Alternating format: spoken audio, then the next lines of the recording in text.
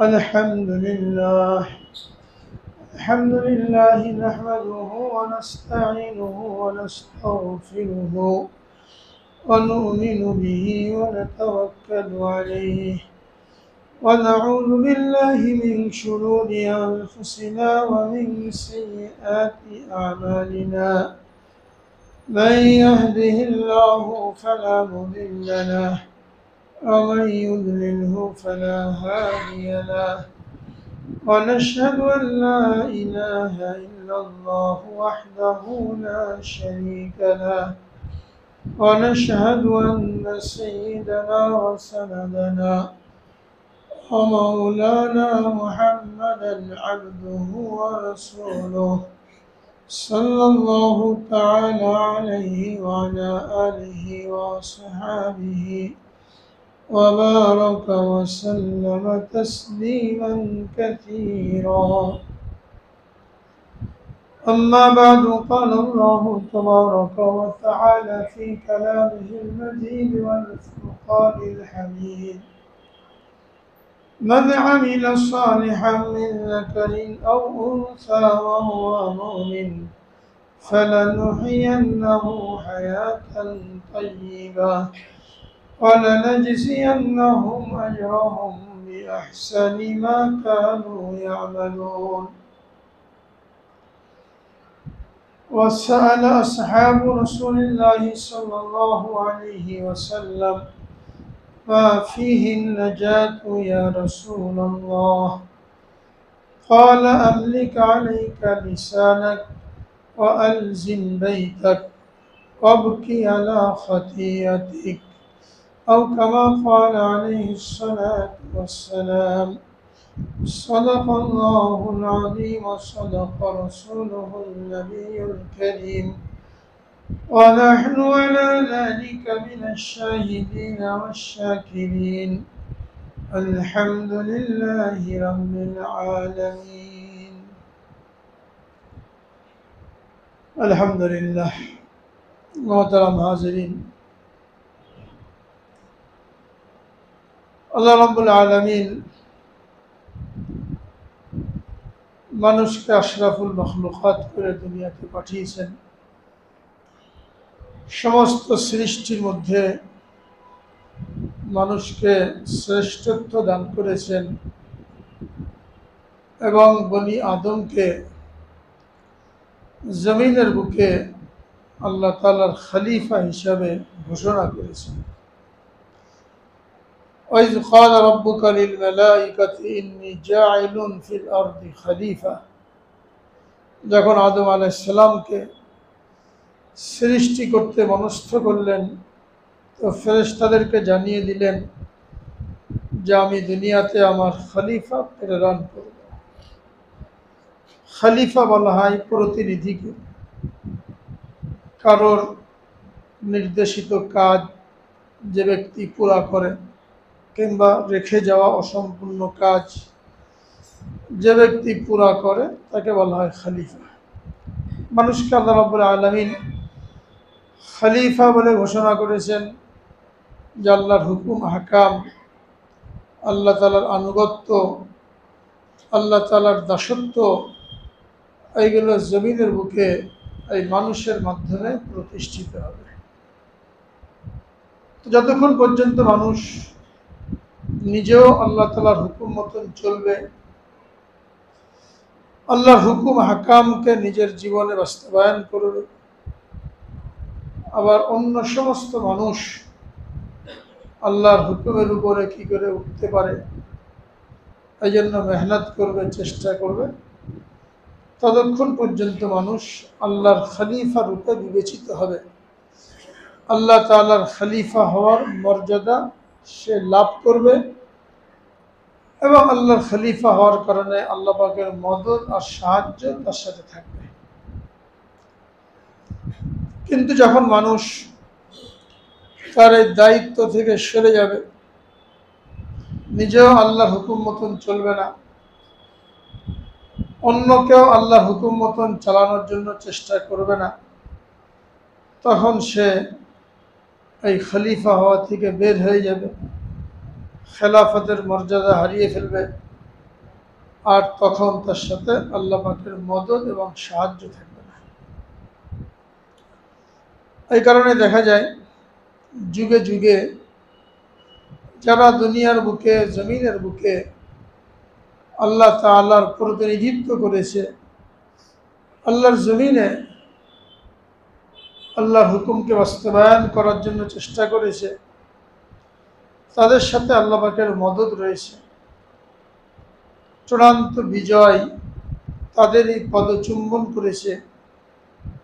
আর যারা এগুলোতে বাধা প্রদান করেছে, তারা সাময়িকভাবে প্রভাব বিস্তার করলেও, সাময়িকভাবে সফলতার মুখ দেখলেও চূড়ান্তভাবে তারা পরাজিত হয়েছে। যে ঘটনাগুলি আল্লাহ রাব্বুল আলামিন কোরআন পাকের মধ্যে বারবার বয়ান করেছেন। তো যখন দুনিয়ার বুকে আল্লাহ পাকের নাফরমানি ব্যাপক হয়ে যায়, আর এই নাফরমানির কারণে মানুষ আল্লাহ তাআলার আযাবের সম্মুখীন হয়ে যায়, তখন এই আযাব থেকে বাঁচার কি সুরত, আল্লাহ পাকের সাহায্য এবং মদদ লাভ করার কি সুরত, এটা আল্লাহ রাব্বুল আলামিন কোরআন পাকের মধ্যেও বলে দিয়েছেন। রাসূল আকরাম সাল্লাল্লাহু আলাইহি ওয়াসাল্লাম সাহাবায়ে কেরামকে সেই দিক নির্দেশনা দিয়েছেন, যখন দুনিয়াতে গুনাহ ব্যাপক আকারে হবে তখন কিভাবে নিজের ঈমানকে হেফাজত করবে। যখন আল্লাহ পাকের পাকড়াও জমিনে আসবে, এই পাকড়াও থেকে বাঁচার জন্য মানুষ কোন পথ অবলম্বন করবে, এসব দিক নির্দেশনা দিয়ে দেওয়া হয়েছে কিয়ামত পর্যন্ত। এই জন্য নতুন কোনো ধর্মের প্রয়োজন নাই, নতুন কোনো কিতাবের প্রয়োজন নাই, নতুন কোনো নবীর প্রয়োজন নাই। যা কিছু দরকার কিয়ামত পর্যন্ত যত ফিতনা আসতে পারে, বিপদ আসতে পারে, এইগুলো সম্পর্কে যেমন আল্লাহ রাসূল সাল্লাল্লাহু আলাইহি ওয়াসাল্লাম বিস্তারিত বলে গেছেন, এই ফিতনার সময়, এই বিপদের সময় নিজের ঈমান আমলকে হেফাজত করার কি পদ্ধতি, এটাও রাসূলুল্লাহ সাল্লাল্লাহু আলাইহি ওয়াসাল্লাম বলে দিয়ে গেছেন। যে ব্যক্তি কোরআন হাদিসকে আঁকড়ে ধরবে, কোরআন হাদিসের বিধান মোতাবেক জীবন যাপন করবে, সে ব্যক্তির পদস্খলন হবে না, সে ব্যক্তি আল্লাহর রহমত এবং মদদ থেকে বঞ্চিত হবে না। আর যে ব্যক্তি নিজের মন মতন চলবে, কোরআন হাদিসের বিধানকে উপেক্ষা করবে, তাগুতি হুকুম হাকাম জমিনের মধ্যে বাস্তবায়ন করার জন্য চেষ্টা করবে, তখন আল্লাহ পাকের আযাব তার উপরে কিভাবে আসবে, এগুলো অতীতের ঘটনা উল্লেখ করে কোরআনে পাকের মধ্যেও এবং হাদিসের মধ্যেও আমাদেরকে সতর্ক করা হয়েছে। যে হাদিসটা আমি পাঠ করলাম, সাহাবায়ে কেরাম এরকম ফিতনা, ফাসাদ, গুনাহ, মহামারী যখন জমিনের মধ্যে ছড়িয়ে পড়ে, তখন এর থেকে বাঁচার কি সুরত, আল্লাহ পাকের মদদ লাভ করার কি সুরত, এটা জিজ্ঞেস করেছেন। আর রাসূলুল্লাহ সাল্লাল্লাহু আলাইহি সাল্লাম দিক নির্দেশনা দিয়েছেন সাহাবায়ে কেরামকে, এবং তাদের মাধ্যমে আমাদেরকে কিয়ামত পর্যন্ত আনেওয়ালা মানুষকে দিক নির্দেশনা দিয়েছেন। একবার সাহাবায়ে কেরাম জিজ্ঞেস করলেন, ইয়া রাসূলুল্লাহ, জমিনের মধ্যে যখন বিপর্যয় ব্যাপক আকারে দেখা দেবে, আল্লাহ পাকের আযাব যখন ব্যাপক আকারে আসবে, তখন আমাদের নাজাতের সুরত কি? মা ফিহিন নাজাত ইয়া রাসূলুল্লাহ, এখান থেকে নাজাত এবং পরিত্রাণের উপায় কি? রাসূল আকরাম সাল্লাল্লাহু আলাইহি ওয়াসাল্লাম তিনটা গুরুত্বপূর্ণ উপদেশ দিয়েছিলেন, উম্মতকে দিক নির্দেশনা দিয়েছিলেন, যে যখন জমিনের মধ্যে ফিতনা ফাসাদ দেখা দেবে, বিপদ আপদ আসবে, আল্লাহ পাকের আযাব আসবে, তখন তোমরা এর থেকে বাঁচার জন্য এই তিনটা নসিহতের উপরে আমল করো। তো আমরা যে বিপদ আপদ পেরেশানির মধ্যে দিয়ে অতিক্রম করেছি, সেই মুহূর্তে এই হাদিস এবং এই হাদিসের দিক নির্দেশনা এটা আমাদের জন্য অত্যন্ত জরুরি, এবারে আমল করা অত্যন্ত জরুরি। এই হাদিসের মধ্যে রাসূল আকরাম সাল্লাল্লাহু আলাইহি ওয়াসাল্লাম উম্মতকে তিনটা দিক নির্দেশনা দিয়েছেন। যখন বিপদ আসে, মহামারী আসে, আল্লাহর আযাব আসে, তখন তোমরা এই আমলগুলো করো। আমলিক আলাইকা লিসানাক ওয়া আলজিম বাইতাক আবকি আলা খাতিয়াতিক। এক নম্বরে বলেছেন তোমার জবানকে কন্ট্রোল করো, মুখের হেফাজত করো। যত গুনাহ মানুষের দুটো অঙ্গ দ্বারা হয়, একটা হলো মুখের দ্বারা হয়, আর একটা হলো লজ্জাস্থানের দ্বারা হয়। এই দুই জিনিস দ্বারা সংগঠিত গুনাহ মানুষকে হালাকতের দিকে নিয়ে যায়, ধ্বংসের দিকে নিয়ে যায়। এজন্য এক হাদিসের মধ্যে রাসূল আকরাম সাল্লাল্লাহু আলাইহি ওয়াসাল্লাম ইরশাদ করেন, মান ইয়াজমানু লি মা বাইনা লিহয়াতাইহি ওয়া রিজলাইহি আজমান লাহুল জান্নাহ। যে ব্যক্তি আমাকে দুই জিনিসের হেফাজতের নিশ্চয়তা দেবে, গ্যারান্টি দেবে, আমি তার জন্য জান্নাতের গ্যারান্টি দিয়ে দিলাম। একটা হলো দুই চোয়ালের মধ্যে যা আছে, দুই চোয়াল অর্থাৎ জিহ্বা, মুখ। এই মুখকে সে সঠিক কাজে ব্যবহার করবে, মুখ দিয়ে সঠিক কথা বলবে, বেঠিক কথা বলবে না। গীবত, শিকায়াত, সমালোচনা, বদনাম, দোষচর্চা, গালিগালাজ, গুনার কথা, এই সমস্তকে বিরত থেকে জবানকে কন্ট্রোল করবে যে ব্যক্তি। আর দ্বিতীয় হলো যে তার লজ্জা স্থানকে কন্ট্রোল করার হেফাজত গ্যারান্টি দেবে, আমি তার জন্য জান্নাতের গ্যারান্টি দিয়ে দিলাম।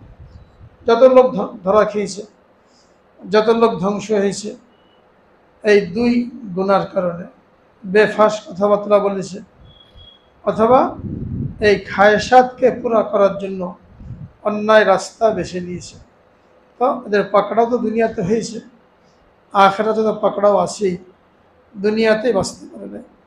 হাদিসের মধ্যে বলা হয়েছে মান সামাতা নাজা, যে ব্যক্তি চুপ থাকলো সে নাজাত পেয়ে গেল। আর হাদিসের মধ্যে বলা হয়েছে যদি তোমার বলতে হয় কথা তো হক কথা বলো, নতুবা চুপ থাকো, বকবক করো না, বেশি কথা বলো না।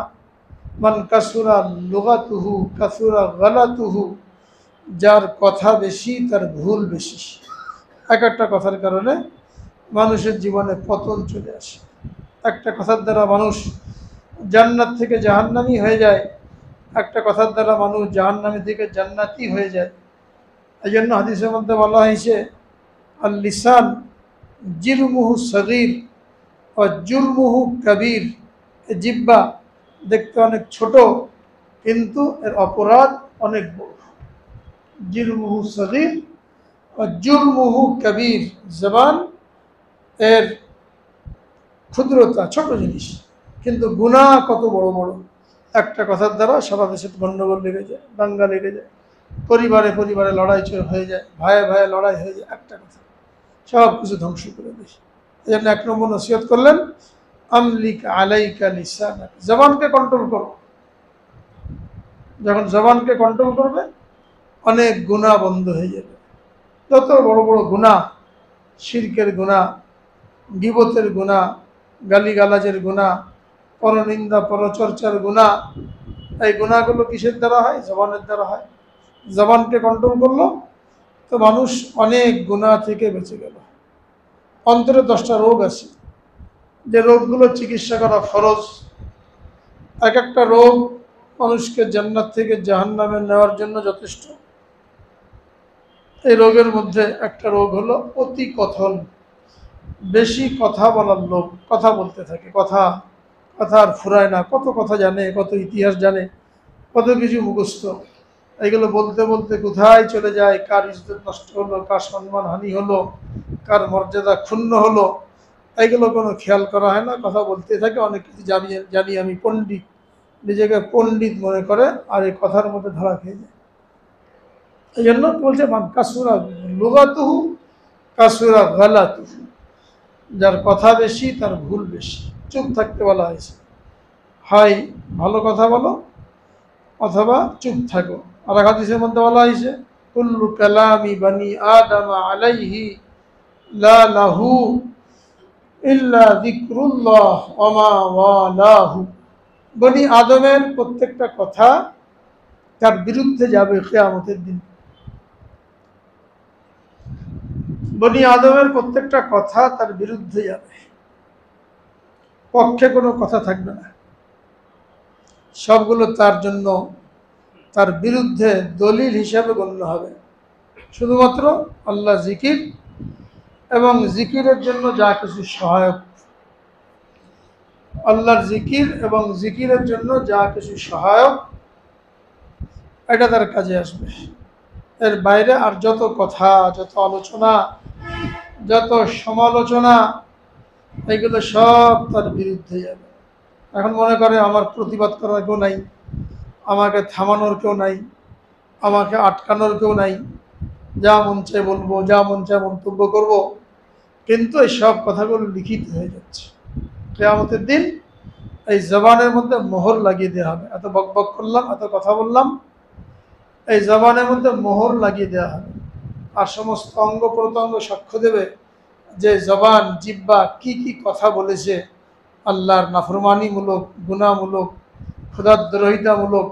আল-ইয়াওমা নাখতিমু আলা আফওয়াহিহিম ওয়া তুকাল্লিমুনা আইদিহিম ওয়া তাশহাদু আরজুলুহুম বিমা কানু ইয়াকসিবুন।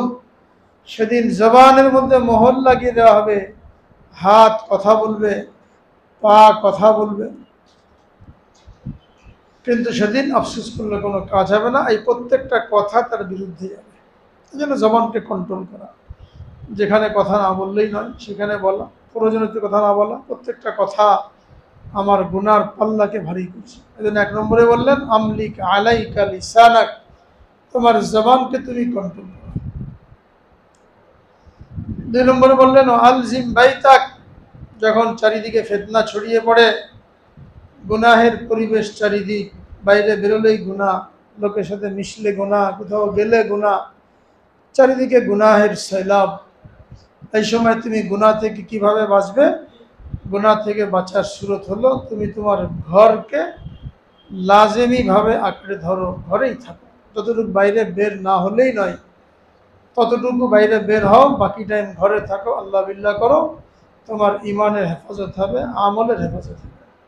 এমনকি ওই সময়টা যখন চলে আসবে, যে সময়টা এখনো আসে নাই, কাছাকাছি সময় আসবে কিয়ামতের আগ মুহূর্তে, তখন ওই ইমান আর আমলের হেফাজত করার জন্য পাহাড়ের চূড়ায় চলে যেতে বলা হয়েছে। যদি তোমার বকরি থাকে, বকরির পাল নিয়ে তুমি পাহাড়ের চূড়ায় চলে যাও, ওখানে বকরি চড়াও, বকরির দুধ পান করো, আর নামাজ কালাম করে ওখানে কাটিয়ে দাও, তোমার ইমান আমলের হেফাজত হবে। এই সময়টা আসবে অচিরেই। কিন্তু এখন যে সময়টা, এই সময়টা হলো আলজিম বাইতাক, ঘরের মধ্যেই থাকো, বাইরে তামাশা দেখতে যেও না, ঘোরাঘুরি করো না, গুনার কাছে যেও না। যতটুকু সময় বাইরে না গেলেই নয়, অতটুকু যাও, ঘরের মধ্যে থাকো, বাইরে বেরোলেই গুনাহ। কোথাও একসাথে বসবেন তো গুনাহ, একসাথে যাবেন তো গুনাহ, কোনো দিকে দৃষ্টি দেবেন তো গুনাহ, চারিদিকে গুনাহের সাইলাম, চোখের গুনাহ, কানের গুনাহ। গুনাহ থেকে নিজেকে বাঁচানোই মুশকিল। ঘরে যতক্ষণ থাকে যদি গুনাহ থেকে বেঁচে থাকতে পারে, কিন্তু বাইরে গুনাহের পরিবেশ। যখন সমাজের মধ্যে গুনাহ এইভাবে ছড়িয়ে পড়ে, তখন বলছেন আলজিম বাইতাক, তোমার ঘরকে তুমি অবধারিত করে নাও, ঘরের মধ্যেই থাকো, বাইরে যাওয়ার মধ্যে কোনো কামিয়াবি নেই। চাকরি বাকরি করতে, ব্যবসা বাণিজ্য করার জন্য যতটুকু বাইরে যাওয়া লাগে এতটুকু যাও, বেশিরভাগ সময় ঘরে কাটাও, বিবি বাচ্চাকে সময় দাও, তালিম করো, তেলাওয়াত করো, এইগুলোর মধ্যে সময় কাটাও। জীবনের মুহূর্তগুলো অত্যন্ত মূল্যবান। প্রত্যেকটা মুহূর্ত পার হয়ে যাচ্ছে, আমরা কবরের দিকে এগিয়ে যাচ্ছি। তো বাইরে যত আড্ডা দেওয়া হবে, ঘোরাঘুরি করা হবে, আর তো আমার জীবনের মূল্যবান সময়গুলি নষ্ট হবে। ঘরের মধ্যে থাকবো, তালিমের মধ্যে, তেলাওয়াতের মধ্যে, ইবাদতের মধ্যে এই সময়গুলি কাটবে, এটা আমার আখিরাতের প্রস্তুতি হবে। আর 3 নম্বর যেটা বললেন সবচেয়ে গুরুত্বপূর্ণ, প্রত্যেকের জন্য প্রযোজ্য, সেটা হলো অবকি আলা খাতিয়াতিক, নিজের গুনার কথা স্মরণ করে কান্নাকাটি করো, আল্লাহর কাছে মাপ চাও।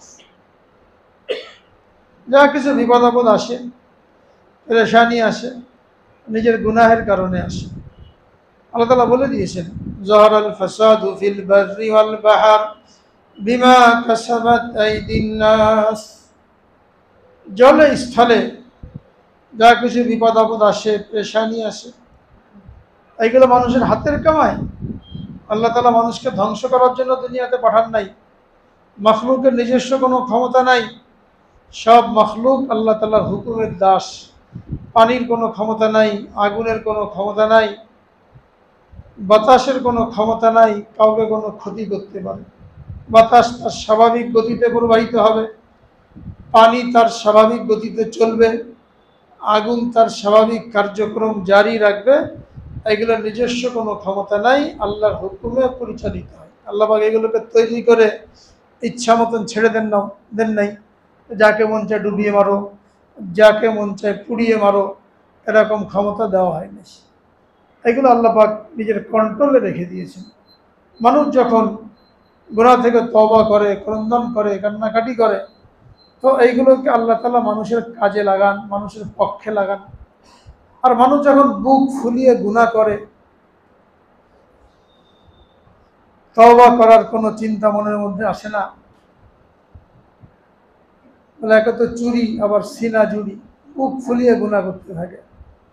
গুনাহটাকে জায়েজ করার জন্য তার পক্ষে দলিল দস্তাবেজ পেশ করে, তখন আল্লাহর যে পাকড়াও আসে, এই পাকড়াও থেকে বাঁচার জন্য তওবা ছাড়া, চোখের পানি ছাড়া আর কোনো জিনিস নেই। আল্লাহ তাআলা যখন পাহাড় সৃষ্টি করলেন, সবচেয়ে শক্তিশালী মখলুক যখন জমিন তৈরি করলেন, পৃথিবী তৈরি করলেন, পানির উপরে পৃথিবীকে বিছানো হলো, তো পৃথিবী নড়াচড়া করেছিল। এটাকে মজবুত করার জন্য চারিদিকে পাহাড় বসিয়ে দিলেন। আলকা ফিল আরদি রাওয়াসিয়া, জমিনের উপরে পাহাড়কে পেরেক স্বরূপ বসিয়ে দিলাম, তো জমিনের নড়াচড়া বন্ধ হয়ে গেল, বসবাসের উপযোগী হয়ে গেল। ফেরেশতারা আশ্চর্য হয়ে গেল যে এত বিশাল পৃথিবী এক্ষুনি নড়াচড়া করেছিল, আর এই পাহাড় বসিয়ে দেওয়ার কারণে এর নড়াচড়া থেমে গেল, এত মজবুত পাহাড়। ফেরেশতারা জিজ্ঞেস করলো আল্লাহ তাআলার নিকট, যে আল্লাহ, আপনার মাখলুকের মধ্যে এই পাহাড়ের চাইতে আরো শক্তিশালী কোনো মাখলুক আপনি তৈরি করেছেন কিনা? আল্লাহ তাআলা বললেন, হ্যাঁ, পাহাড়ের চাইতেও শক্তিশালী মাখলুক আমার আছে, সেটা হলো লোহা। এই লোহা এমন শক্তিশালী, লোহার দ্বারা বড় বড় পাহাড় কেটে ফেলে যায়। বুলডোজার লাগানো হয়, আরও অন্যান্য যন্ত্রপাতি লাগানো হয়, এর দ্বারা পাহাড় কেটে ফেলে যায়। ফেরেশতারা জিজ্ঞেস করলেন, লোহার চাইতে কোনো শক্তিশালী মখলুক আছে কিনা? বললেন, হ্যাঁ, লোহার চাইতে শক্তিশালী মখলুক হলো আগুন। এই আগুন লোহাকে গলিয়ে ফেলে। লোহার চাইতে শক্তিশালী আগুন, লোহাকে গলিয়ে ফেলে। বলে, আগুনের চাইতে শক্তিশালী কোনো মখলুক আছে? বললেন, আগুনের চাইতে শক্তিশালী মখলুক আছে পানি। যত আগুনই হোক, এই পানি দ্বারা আগুন কি হয়, নিভে যায়। বলে, পানির চাইতে শক্তিশালী কোনো মখলুক আপনি সৃষ্টি করেছেন কিনা? বললেন, পানির চাইতে শক্তিশালী মখলুক আমি সৃষ্টি করি, ছিল বাতাস। বাতাসের সামনে পানি কিছুই না। এই যে মেঘ উড়ে যায়, হাজার হাজার টন পানি নিয়ে মেঘকে বাতাস উড়িয়ে নিয়ে যাচ্ছে। তুফান, টর্নেডো যদি 300 কিলোমিটার বেগে হয়, তাহলে কোনো অস্তিত্বে থাকবে না দুনিয়ার। তো বাতাস আরও শক্তিশালী। ফেরেশতারা জিজ্ঞেস করলেন যে বাতাসের সাথে শক্তিশালী কোনো মখলুক আপনার আছে কিনা, শক্তিশালী জিনিস? আল্লাহ রাব্বুল আলামিন বললেন, বাতাসের চাইতে শক্তিশালী জিনিস আমি তৈরি করেছি, সেটা হলো মানুষের তওবা এবং চোখের পানি।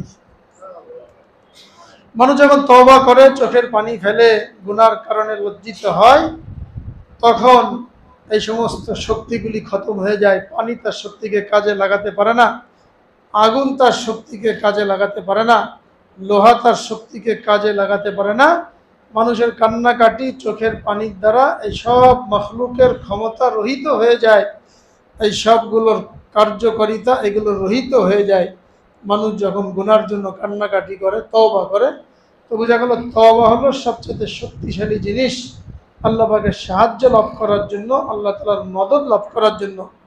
এজন্য আল্লাহ রাব্বুল আলামিন কোরআনে পাকে সূরা আনফালের মধ্যে বলেছেন, ওমা কানাল্লাহু লিউআযযিবাহুম ওয়া আনতা ফীহিম ওমা কানাল্লাহু মুআযযিবাহুম ওয়া হুম ইস্তাগফিরুন। নবী কতক্ষণ পর্যন্ত উম্মতের মধ্যে আছেন, তো নবীর অস্তিত্বের বরকতে এই উম্মতকে ধ্বংস করা হবে না, ব্যাপক আকারে ধ্বংস করা হবে না।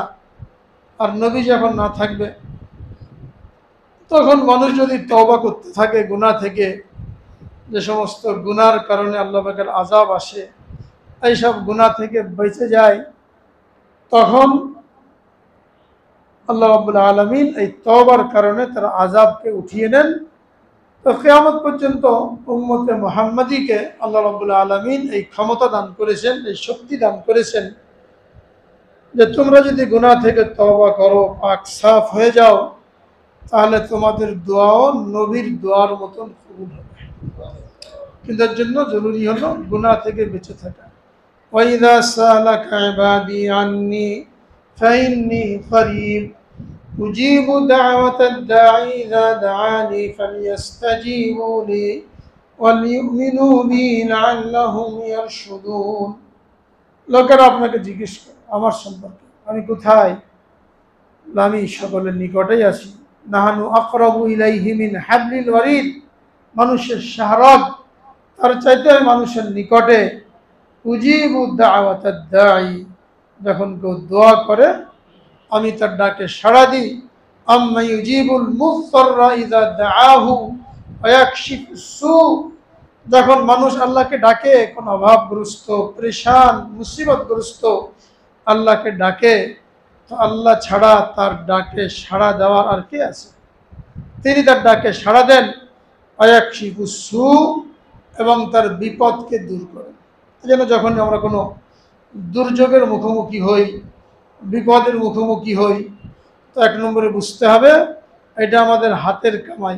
আমরা বাহ্যিকভাবে যাই কিছু কারণ বর্ণনা করি, শুরুতে বললাম যে মাখলুকের কোনো ক্ষমতা নেই। যাই কিছু করি আমরা, এগুলো আমাদের হাতের কামাই।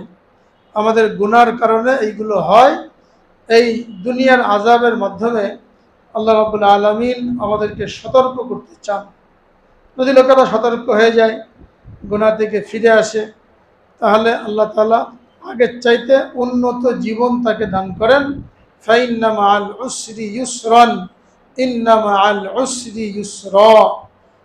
প্রত্যেক শক্ত অবস্থা, কঠিন অবস্থার উপরে, বিপদের পরে আবার আল্লাহ রাব্বুল আলামিন আরামের জিন্দেগি দান করেন। বিভিন্ন সময় বিভিন্ন রকমের আযাব আসে, আসমানি আযাব আসে, জমিনি আযাব আসে। এই সমস্ত আযাবের কারণগুলো এক নম্বর উপলব্ধি করা, এবং মূল যে কারণ সেটা হলো আমাদের গুনাহ। গুনাহ দুই প্রকার, আল্লাহর হক নষ্ট, বান্দার হক নষ্ট। এই হক নষ্ট করার কারণে আমরা যে গুনার মধ্যে লিপ্ত হই, এই গুনার কারণে আযাব আসে। যখন মানুষের হক নষ্ট করা হয়, মানুষের মাল লুণ্ঠন করা হয়, অর্থ সম্পদ আত্মসাৎ করা হয়, অন্যায়ভাবে মানুষকে খুন করা হয়, এর চাইতে বড় গুনাহ জমিনের বুকে আর কিছু হতে পারে না। একজনে কষ্ট করে কামাই করলো, আপনি লুটপাট করে নিয়ে গেলেন। একজনকে আল্লাহ তাআলা দুনিয়াতে পাঠালেন, ইবাদত বন্দেগী করবে, আখিরাতের প্রস্তুতি নেবে, আপনি তাকে অন্যায়ভাবে হত্যা করলেন। একজনে কষ্ট করে জমি জায়গা করলো, আপনি জাল দলিল দিয়ে বা নিজের প্রভাব খাটিয়ে ওটাকে দখল করে নিয়ে নিলেন। এই যে জমিনের উপরে জুলুম, জমিনের উপরে অন্যায় অত্যাচার, এইগুলো হলো সবচেয়ে বড় গুনাহ। এই গুনার কারণে আল্লাহ রাব্বুল আলামিন দুনিয়াতে পাকড়াও করেন, অনেক সময় করেন না। এবং এই জন্যই যখনই দুনিয়াতে এরকম জুলুমের বাজার গরম হয়েছে, তো আল্লাহ রাব্বুল আলামিন আম্বিয়া কিরামকে পাঠিয়েছেন। আমাদের নবীজির আগমনের আগে মক্কায় এবং আরব দেশে কি অবস্থা ছিল? জাহেলিয়াতের যুগ। কন্যা সন্তানকে দাফন করা হতো, মানুষের মাল সম্পদ লুণ্ঠন করা হতো, একা একা মানুষ ঘর থেকে বের হতে পারত না, যান মাল কোনো কিছু নিরাপদ ছিল না। এমনই দুর্দশা, এমনই অন্ধকারাচ্ছন্নতা যে ইতিহাসের পাতায় ওইটাকে বলা হয় আইয়ামে জাহেলিয়া, অন্ধকার যুগ।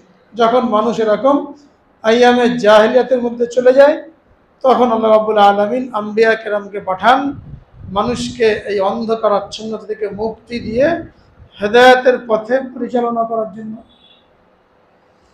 তারা দুনিয়াতে আসেন মানুষকে জুলুম থেকে বিরত থাকতে বলেন, অন্যায় থেকে ফিরে আসতে বলেন, মানুষের হক প্রতিষ্ঠা করার জন্য বলেন।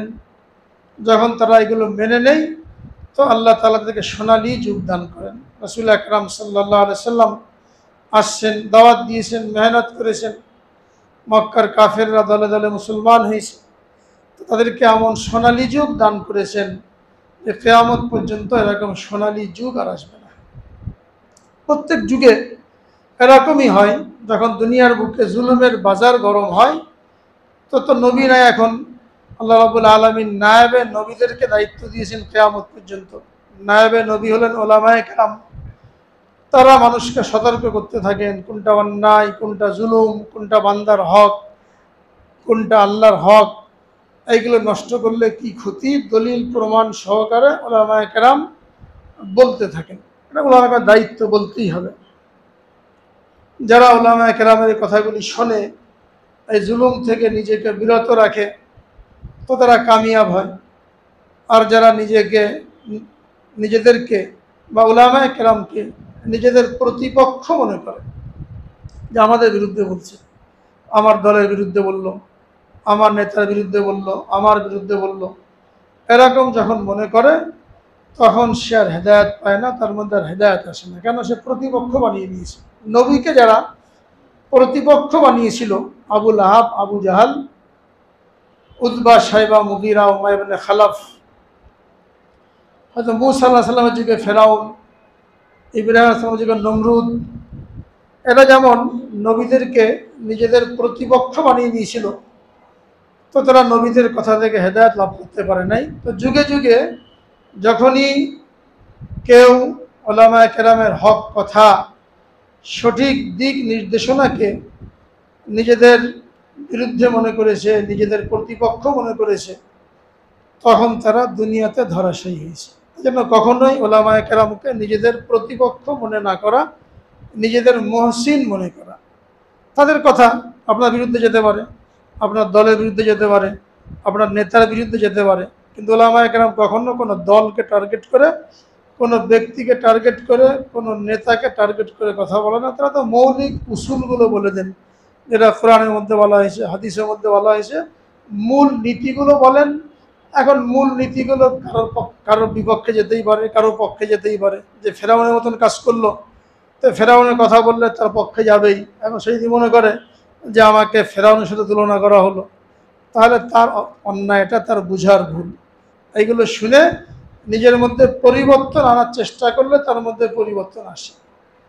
এই জন্য যখন আমরা কোনো দিনই মজলিসে বসি, মসজিদে আসি, জুমা পড়তে আসি, কোনো মাহফিলের মধ্যে যাই, তফসিরের মধ্যে বসি, সেখানে আমাদের জন্য জরুরি হলো মসজিদে ঢোকার আগে মন থেকে, দিল থেকে দলের মহব্বতকে বের করে দিয়ে আসি, নেতার মহব্বতকে বের করে দিয়ে আসি। যখন মসজিদে ঢুকলাম, আমি কোনো দলের না, কোনো নেতার না, আমি আল্লাহর বান্দা, আখেরি নবীর উম্মত। যখন মনটাকে খালি করে মসজিদে আসবেন, কথা শুনবেন, হেদায়েত আসবে। আর যখন মনের মধ্যে দলের মহব্বত থাকবে, নেতার মহব্বত থাকবে, হেদায়েত আসবে না, মুনাফিকি ভাব আসবে। এটা প্রত্যেক যুগে দেখা গেছে। আর বিভিন্ন জায়গায় ওয়াজ মাহফিল হয়, সেখানে দেখবেন চেয়ারম্যান, মেম্বার, এলাকার বিভিন্ন নেতা, পাতি নেতা, এরা মঞ্চে সবার আগে আগে বসে ওয়াজ শোনে, কিন্তু পরিবর্তন নাই। ঘরের মধ্যে পর্দা আসে নাই, মুখে দাড়ি আসে নাই, নামাজ আসে নাই, সুদ ঘুষ বাদ দেয় নাই, জবরদখল বাদ দেয় নাই, লুটপাট ঠিকই আছে। কেন? এরা ওয়াজ শুনতে আসে না, এরা আসলে গোয়েন্দাগিরি করার জন্য, নেতার বিরুদ্ধে কিছু বলা হলো কিনা, দলের বিরুদ্ধে কিছু বলা হলো কিনা, এই গোয়েন্দাগিরি করার জন্য আসে। তো চেয়ারম্যান, মেম্বার, মন্ত্রী, এমপি যারা থাকে, নেতা, পাতি নেতা, এদের জীবনে কোনো পরিবর্তন আসে না। এরা বয়ান শোনার জন্য আসে না, এরা গোয়েন্দাগিরি করার জন্য আসে। মসজিদও এরকম, যারা দলের মহব্বত নিয়ে আসে, নেতা নেত্রীর মহব্বত নিয়ে আসে, আর বয়ানে প্রত্যেকটা কথাকে তারা ওখানে কোট করে যে কোনটা আমাদের বিরুদ্ধে গেল, কোনটা দলের বিরুদ্ধে গেল। তো বয়ান শুনতেই থাকবে, কিন্তু কোনো পরিবর্তন আসবে না। আর যারা মনকে খালি করে আসে, এদের জীবনে পরিবর্তন আসে। এতে কী লাভ? আপনি আপনার নেতাকে বাঁচানোর জন্য, ক্ষমতার জন্য উলামায়ে কেরামের কণ্ঠ রোধ করলেন, কথা বলতে বাধা দিলেন, আপনি তো কিছু পেলেন না। যার পাওয়ার সে পেল, আর আপনার দুনিয়া আখেরাত নষ্ট হলো। এই যে চেয়ারম্যান, মেম্বার, বিভিন্ন নেতা পাতি নেতা বিভিন্ন জায়গায় দেখবেন ওয়াজ মাহফিলের মধ্যে বাধা দেয়, এই কথা বলা শুরু করে, এই রাজনৈতিক বক্তব্য দেওয়া যাবে না, সরকারের বিরুদ্ধে এটা বলা যাবে না। অর্থাৎ রাজনৈতিক বক্তব্য না, অর্থাৎ কোরআন হাদিসের কথা কিয়ামত পর্যন্ত আল্লাহ তাআলা এই মূলনীতি দিয়ে দিয়েছে, এটাকে বলতেই হবে। যখন তিনি আলেম তাকে কথাটা বলতেই হবে। আপনি যখন কণ্ঠরোধ করলেন, মাইক কেড়ে নিলেন, কথা বলতে দিলেন না, তো উনি বলতে পারলেন না, ওনার কোনো ক্ষতি নাই, ওনার দায়িত্ব উনি পালন করার জন্য চেষ্টা করেছেন, কিন্তু আপনি ক্ষতিগ্রস্ত হলেন। একজনকে ক্ষমতায় রাখতে যে আপনি ক্ষতিগ্রস্ত হলেন। এবং এই লোককে বলা হয় সাথে নিকৃষ্ট, যে আরেকজনের দুনিয়া ঠিক করার জন্য, আরেকজনের দুনিয়া কামায়ের জন্য নিজের আখেরাতকে বরবাদ করে। চেয়ারম্যান মেম্বার নেতা পাতি নেতার ক্ষমতাকে রাখার জন্য আলেমের মুখ বন্ধ করলো, হক কথা বলতে বন্ধ করলো। লাভ কী হলো? নেতা টাকা পয়সা কামাই করে ঠিকই, হ্যাঁ, তার বিলাসী জীবনযাপন করলো, মাঝখান থেকে আপনি ধরা খেয়ে গেলেন, তো দুনিয়া বরবাদ হলো, আখিরাত বরবাদ হলো। এই জন্য সকলেরই চিন্তা করা দরকার, হক কথা বলতে বাধা না দেওয়া উচিত। বিভিন্ন মসজিদের মধ্যে ইমাম সাহেবরা, খতিব সাহেবরা হক কথা বলার জন্য চেষ্টা করেন। যারা মসজিদের কমিটি থাকে তাদের জন্য জরুরি হলো মসজিদের মধ্যে দ্বীনি পরিবেশ ঠিক রাখা, নামাজের পরিবেশ ঠিক রাখা, যেন মসজিদের ইমাম খতিব তারা হক কথা বলতে পারে, এই পরিবেশ তৈরি করে, যে কোনো দলেরই হোক। আপনি যখন মসজিদের কমিটিতে ঢুকলেন মসজিদের খেদমত করার জন্য, এখন আপনি কোনো দলের না, এখানে আল্লাহর ঘর, আল্লাহর দিকে খেয়াল করে মসজিদকে পরিচালনা করতে হবে।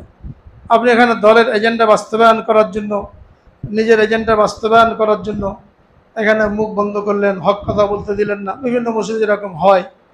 তাহলে এর দ্বারা কী হবে? আপনি ক্ষতিগ্রস্ত হলেন, মসজিদে খেদমত করতে এসে গুনাহগার হয়ে গেলেন। মুফতি আব্দুর রহমান রহমতুল্লাহ আলাইহি বসুন্ধরা বড় মুফতি ছিলেন, উনি বলতেন অনেক লোক মসজিদের কমিটিতে এসে, মসজিদের খেদমত করতে এসে নিজেরা জাহান্নামী হয়। আসছিল মসজিদে খেদমত করার জন্য, কিন্তু জাহান্নামী হচ্ছে কেন? মসজিদে নিজের স্বার্থ বাস্তবায়ন করার জন্য চেষ্টা করে, দলীয় এজেন্ডা বাস্তবায়ন করার জন্য চেষ্টা করে, হক কথা বলতে বাধা দেয়, গোয়েন্দাগিরি করার জন্য আসে। তার তো দরকার, যখন আমি কমিটিতে হলাম এখানে যেন হক কথা বলা যায়, হকের উপরে চলা যায়, দিনের পরিবেশ পরিপূর্ণ কায়েম থাকে। এটা যখন বলতে বাধা দেওয়া হয় তখন তিনি মসজিদের খেদমত করতে এসে উল্টা গুনাহগার হয়ে গেলেন। তো বিভিন্ন মসজিদে এরকম কি করা হয়েছে? বাধা সৃষ্টি করা হয়েছে, হক কথা বলতে বাধা দেওয়া হয়েছে।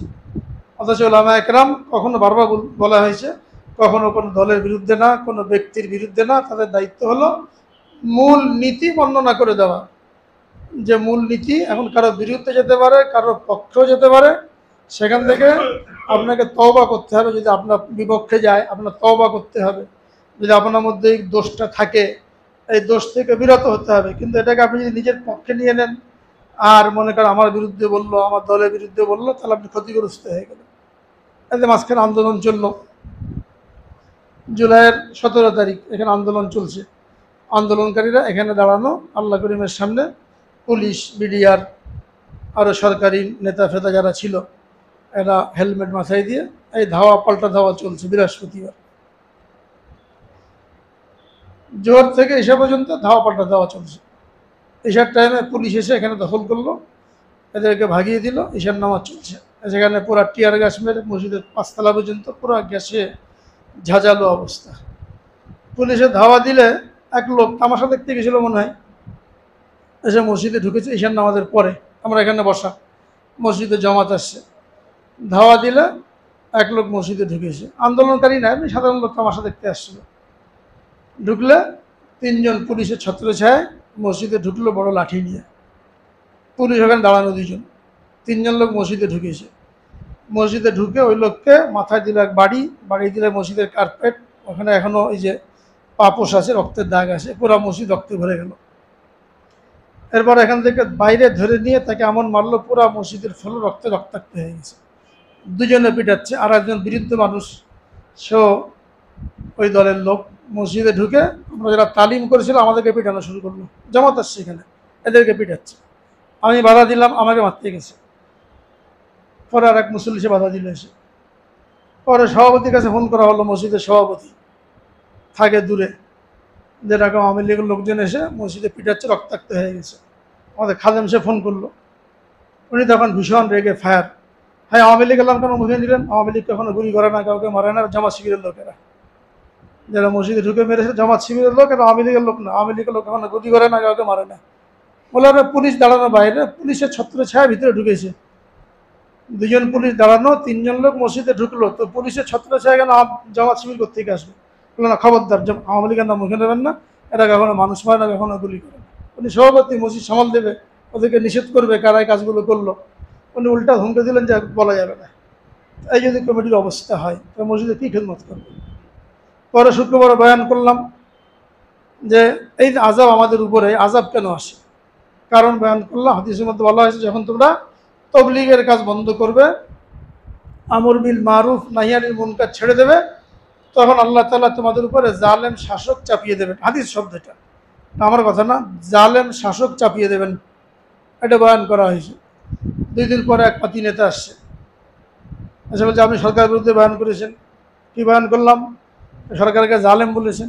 জালেম বললাম মানে হাদিস শুনিয়েছি, যখন তবলিগ করবে না মানুষ, তখন আল্লাহ তাআলা জালেম শাসককে চাপিয়ে দেবেন।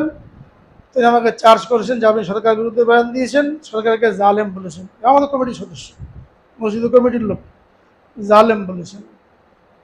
তো কী করতে হবে এখন? এখন নানক সাহেবের দরবারে বিচার হবে, এই বয়ান পেশ করা হবে, উনি রেকর্ড শুনবে, তারপরে যা ফয়সালা হয় নানক সাহেব বিচার করবে।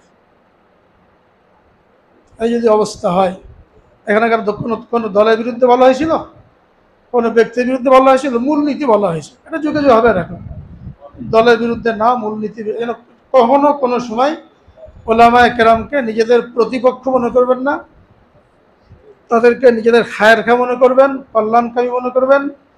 যদি নিজের সাথে এটা ফিট খায়, এটা তওবা করার জন্য চেষ্টা করতে হবে। এখন যে আমরা অবস্থার মধ্যে আছি, এই যে বন্যা, 10টা জেলা পানির নিচে, যদি আমরা বলি ভারতীয় পানি, ভারতীয় বাঁধ খুলে দেওয়া হয়েছে, শুরুতে বললাম যে এইগুলো যতই আমরা বাহ্যিক আসবাবের দিকে এটাকে সম্পৃক্ত করি, মূল আমাদের হাতের কামাই, আমাদের গুনার কারণে। কেন এগুলো হয়? পানির কোনো ক্ষমতা আছে? পানির কোনো ক্ষমতা নাই, বাতাসের কোনো ক্ষমতা নাই, এটা তো আমাদের হাতের কামাই, গুনাহ। এই জন্য ফোন করেছে কালকে লক্ষ্মীপুর থেকে, সব পানির নিচে, বাড়িঘর একতলা ডুবে গেছে, ছাদে উঠেছে, মনে করলে একতলা উপরে মানে উঠবে না, ছাদের উপরে পানি, এখন যাওয়ার কোনো জায়গা নেই।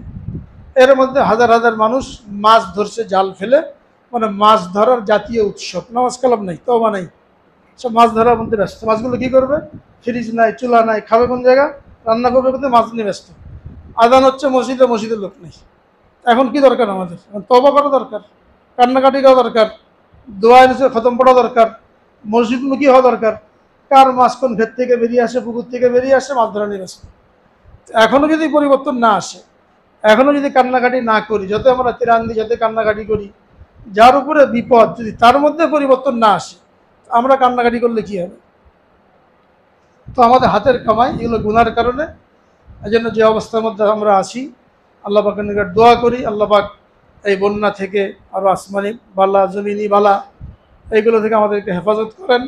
এবং মানুষ যখন বিপদে আক্রান্ত হয়, এদের পাশে দাঁড়ানো আমাদের ইমানি দায়িত্ব। আমাদের হয়তো ভাই বোনেরা এই বন্যা আক্রান্ত, এরকম বন্যা বাপের আমলও দেখেন না, দাদার আমলও দেখে নেই, এরকম বলছি মানুষ। ওই এলাকাতে বন্যা হয় না, নৌকায় উঠতে পারে না, স্পিড বোটে উঠতে পারে না, ওরকম কোনো আশ্রয় কেন্দ্রও নাই। অবস্থা খুবই ভয়াবহ। আমাদের বিভিন্ন টিম কাজ করছে বিভিন্ন জায়গায়, খবর আসছে ঘন্টায় ঘন্টায়। এদের পাশে দাঁড়ানো, এটা আমাদের ইমানি দায়িত্ব। 3ভাবে দাঁড়ানো।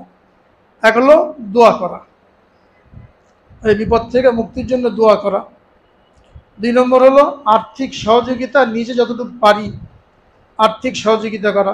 3 নম্বর হলো নিজে যদি না পারি, তাহলে অন্য যাদেরকে আল্লাহ তাআলা সামর্থ্য দিয়েছেন, এদেরকে উদ্বুদ্ধ করে এদের পাশে দাঁড়ানো। চিড়া, মুড়ি, গুড়, মোমবাতি, দেশলাই, পানি, এই জিনিসগুলো, শুকনা খাবার বেশি জরুরি, খেজুর। এদিকে নগদ টাকা দিতে না চান, এই সমস্ত জিনিস কিনে দেবেন। এদিকে নগদ টাকা দিতে পারেন, দেবেন। যে বাইরের লোকজন আসে, বিভিন্ন সংস্থা থেকে আসছে, এখানে ত্রাণ পৌঁছানোর জন্য আমরা সাধ্য মতন এখানে নগদ হোক বা অন্য কোনো জিনিস দিয়ে হোক এটা কেনার জন্য চেষ্টা করি। আমাদের মাদ্রাসা পক্ষ থেকেও কালকে বিভিন্ন জায়গায় টিম যাবে, আমরা এখানেও শরীক হতে পারি। যে যেভাবে পারি এদের পাশে দাঁড়ানো। 3ভাবে দোয়ার মাধ্যমে আল্লাহ পাকের সাহায্য কামনা করা, দ্বিতীয় হলো নিজে আর্থিকভাবে সাহায্য করা, তৃতীয় হলো আমার যদি সঙ্গতি না থাকে, আমার বন্ধু বান্ধব আত্মীয় স্বজন যারা আছে, এদেরকে উদ্বুদ্ধ করার মাধ্যমে এদেরকে সাহায্য করার জন্য চেষ্টা করা। আজকে তাদের পাশে আমরা দাঁড়ালে তখন আমরা বিপদে পড়ব, আমাদের পাশে লোকজন দাঁড়াবে, এবং এটা আমাদের ইমানি দায়িত্ব, মানবিক দায়িত্ব। এটা আমরা সকলে পুরা করার জন্য চেষ্টা করি এবং নিজেরাও গুনাহ থেকে বেঁচে থাকি। তাদের উপর আযাব আসছে বলে আমি গুনাহ করতেই থাকলাম, এরকম যেন না হয়, গুনাহের মধ্যে লিপ্ত না হই, গুনাহ থেকে তওবা করতে থাকি। আল্লাহ পাক সকলকে তৌফিক দান করেন। ওয়া আখিরু দাওয়ানা আনিল হামদুলিল্লাহি রাব্বিল আলামিন।